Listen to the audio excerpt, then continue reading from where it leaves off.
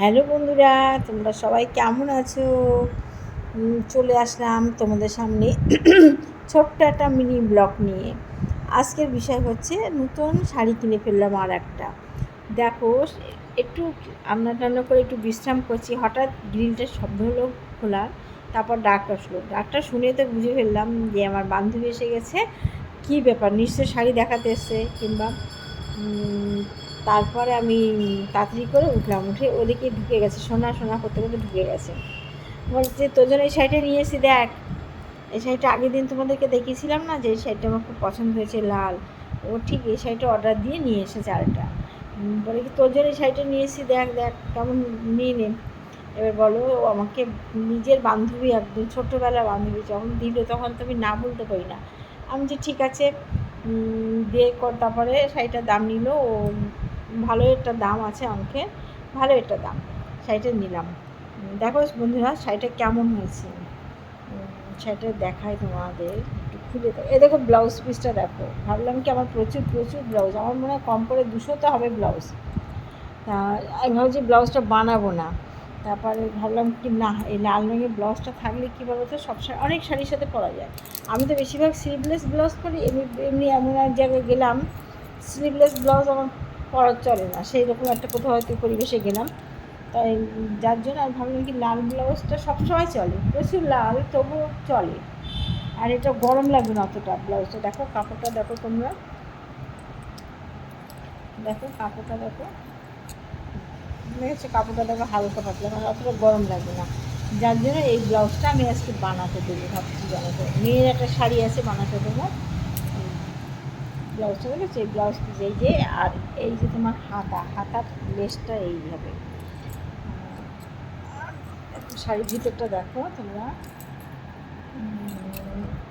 দেখো দারুণ, আমার প্রিয় কালার লাল, লাল দেখলে আমি মাথা খারাপ হয়ে যায়।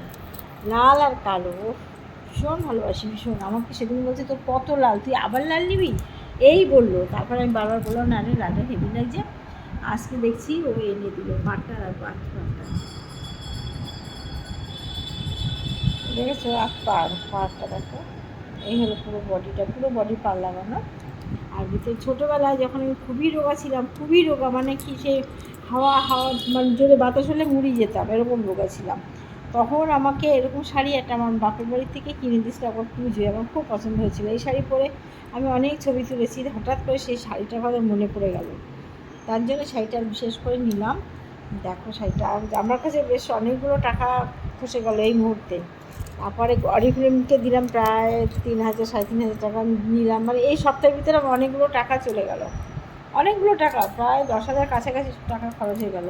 তারপর কতগুলো ব্লাউজ বানিয়ে নিয়েছিলাম, সেগুলো নিয়ে আসলাম। যাই হোক, শাড়িটা পেয়ে আমার মেয়ে খুব খুশি, বলে না মা, আমি শাড়িটা পরে তো কলেজে যেতে পারবো না, এরকম ঝিকঝ্যাক শাড়ি পরে তো ভালো হয়েছে। সবথেকে খুশি কেন বলো তো, তো পয়সা দেওয়া লাগলো না, মা কিনেছে তো কিনেছে, মার পয়সা গেল, আমি তো পরবো, কোনো ব্যাপারই না, সেই তো।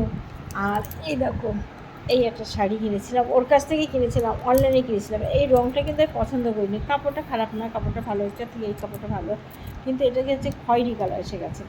এই কিন্তু রঙটা আমি পছন্দ মানে করেছিলাম আমরা এরকম লাল, কিন্তু এসে গেলো এই খয়েরি কালার। এখন কী করবো বলো, অনলাইনে এসছে, ওর বাচ্চারা কী করবে, সেই জন্য বাধ্য নিতে হলো। কিন্তু দেখো আমার মোবাইলের ক্যামেরায় কিন্তু ছবিটা সুন্দর লাগছে, কিন্তু কিন্তু এটা কিন্তু একটু খয়েরি খয়েরি, মেটে মেটে খয়েরি কালার, কিন্তু মোবাইলের ক্যামেরাতে কিন্তু দারুণ লাগছে কালারটা। ওই জন্য মনে আমরা বুঝতে পারিনি কালার, এই কালারে দেখেছিলাম, কিন্তু এটা কিন্তু একটু খয়েরি খয়েরি লাগছে। যাই হোক, শাড়িটা শেষ পর্যন্ত কিনলাম, কিনে টাকা দিয়ে ভাবছি সে আবার টাকাগুলো খরচ হয়ে গেল। যাই হোক, আমি যদি আয় করতাম তাহলে আমার কোনো ব্যাপারই ছিল না, কিনে কিনে ভর্তি করতাম। মেয়ে বলছে শুধু শাড়ি কেন, দুটো আলমারি ভর্তি, আর আলমারি কিন্তু কিনবো না, আলমারি আর কিনবে না, কোথায় রাখবে, এত বড় বাড়ি, তাতে আলমারি রাখা জায়গা নেই এদের। কী আর বলি, কিছু বলার নেই, ওর কিছু বলার নেই। যাই হোক, আমার ছোট্ট ভিডিওটা দেখো, পুরো কেটে যেও না, তোমাদের কাছে একটাই রিকোয়েস্ট, একটু করে খোঁচা দিয়ে একটা লাইক, একটু কমেন্ট করে যেও, আর কিচ্ছু চাই না, এইটুকু ভালোবাসা তোমরা আমায় দিও। আজকের মতো টাটা দিয়ে ছেড়ে দিলাম আমার ব্লগটা। ভালো থেকো বন্ধুরা।